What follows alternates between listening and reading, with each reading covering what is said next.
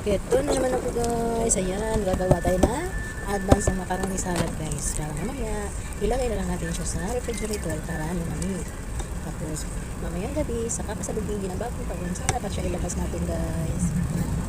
Ayan, kulay ang macaroni salad ko guys. Ilagyan ko siya ng kapong at saka pork cocktail. Yan ang iba, ayaw ihalo ng sabaw ng pork cocktail guys. Ako inalo ko na, sayang. Maasim-asim siya, mamaya pag may gatas na yan, wala na, nawawala na ang asin yan guys. Pati yung kaong guys, dahil sinasama ko na rin.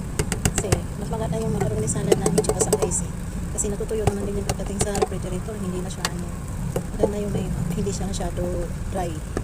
Ayan guys, maraming pinya guys kasi dalawang lata yung pork cocktail ang ginagay ko guys. Mahilig talaga ako sa pork cocktail guys. Ayan, lagyan natin ng mga ingredients ng mga gatas, all-purpose cream, condensed at saka iba. Ayan guys, yan. Ang mga may huwag lang tayo sobrang kain ng matamis guys, kontrolin na lang natin. Ako nga guys, sa totoo lang, may asthmatic ako pero magawa pa rin ako ng mga salad dahil masarap eh.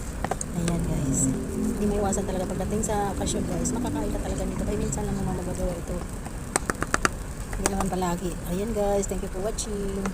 Ayan guys, patapos na siya guys. Yan, ilalagay na natin siya sa refrigerator guys. Ayan, pupukin natin ang pupukin yan. Sinutin natin guys kasi sayang yun. Sinutin. Ayan. Thank you for watching guys.